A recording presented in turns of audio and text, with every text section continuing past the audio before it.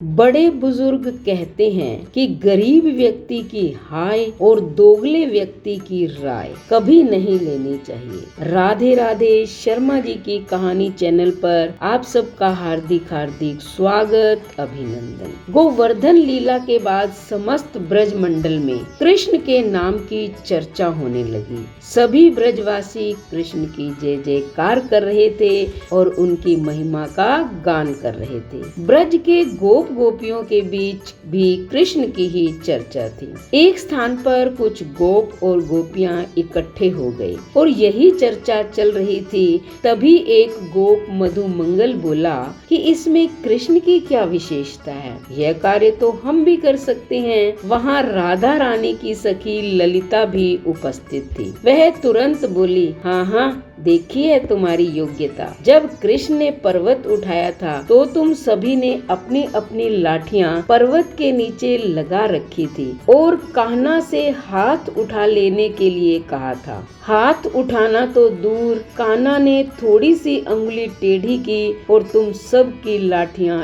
चटाचट टूट गई थी। तब तुम सब मिलकर यही बोले थे, कान्हा तुम ही संभालो। तब कान्हा ने ही पर्वत संभाला था। यह सुनकर मधुमंगल बोला, हाँ हाँ, मान लिया कि कान्हा नहीं संभाला, किंतु हमने प्रयास तो किया। तुमने क्या किया? यह सुनकर ललिता बोली, हाँ हाँ, देखे हैं तुम्हारे कान्हा की भी शक्ति। माना हमने कुछ नहीं किया, किंतु हमारी सखी राधा रानी ने तो किया। मधुमंगल बोला, अच्छा जी, राधा रानी ने क्या करा, तनिक यह तो बताओ। ललिता ने उत्तर दिया, पर्वत तो हमारी राधा रानी ने ही उठाया था, कृष्ण का तो बस नाम हो गया। यह सुनकर सभी गोप सखा हंसने लगे और बोले, लो जी, अब यह राधा रानी कहाँ से आ गई? पर्वत उठाया कान्हा ने, हाथ दुखे कान्हा के। पूरे 7 दिन तक एक स्थान पर खड़े रहे कान्हा। न भूख की चिंता, न प्यास की, न थकान का कोई भाव, न कोई दर्द। यह सब कुछ किया कान्हा ने और बीच में आ गई राधा रानी। तब ललिता बोली, लगता है जिस समय कान्हा ने पर्वत उठाया था उस समय तुम लोग कहीं और थे, अन्यथा तुमको भी पता चल जाता कि पर्वत तो हमारी राधा रानी ने ही उठाया था। ये सुनकर सभी गोप सखा बोले, ऐसी प्रलयकारी स्थिति में कहीं और जाकर हमको क्या मरना था? एक कृष्ण ही तो हम सबके आश्रय थे, जिन्होंने सबके प्राणों की रक्षा की। ललिता बोली, तब भी तुमको यह नहीं पता चला कि पर्वत हमारी राधा रानी ने ही उठाया था? सभी गोप सखा बोले, हमने तो ऐसा कुछ भी नहीं देखा। तब ललिता बोली, अच्छा ये बताओ कि कान्हा ने पर्वत किस हाथ से उठाया था?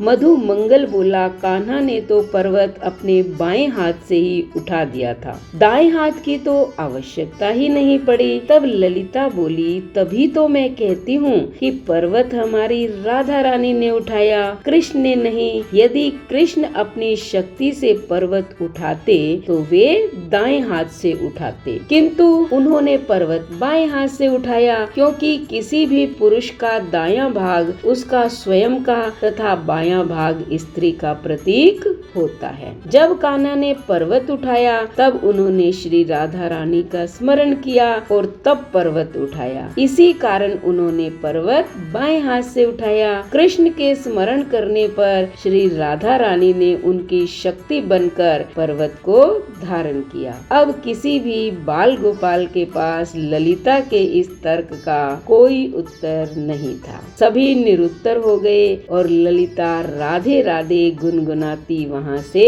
चली गई। यह सत्य है कि राधे रानी ही भगवान श्री कृष्ण की आद्य शक्ति हैं। जब भी भगवान कृष्ण ने कोई विशेष कार्य किया, पहले अपनी शक्ति का स्मरण किया। श्री राधा रानी कृष्ण की शक्ति के रूप में सदा कृष्ण के साथ रही। इसीलिए कहा जाता है कि अगर कृष्ण को प्राप्त करना है तो श्री राधा रानी को प्रसन्न करना चाहिए। जहाँ राधा रानी होंगी वहाँ श्री कृष्ण स्वयं ही चले आते हैं। यही कारण है कि भक्त लोग कृष्ण से पहले राधा का नाम लेते हैं। कहते हैं ना कि राधे राधे बोलो चले आएंगे बिहारी। इसलिए बेटा, अगर कृष्ण भगवान को बुलाना है तो पहले राधा रानी को याद करे। राधे राधे। तो अब श्री राधा रानी और भगवान कृष्ण के नाम का स्मरण करते हुए फटाफट चैनल को सब्सक्राइब करें, लाइक और शेयर करें, कमेंट करें और बेल आइकन का बटन दबाएं ताकि ऐसी ही भक्ति से परिपूर्ण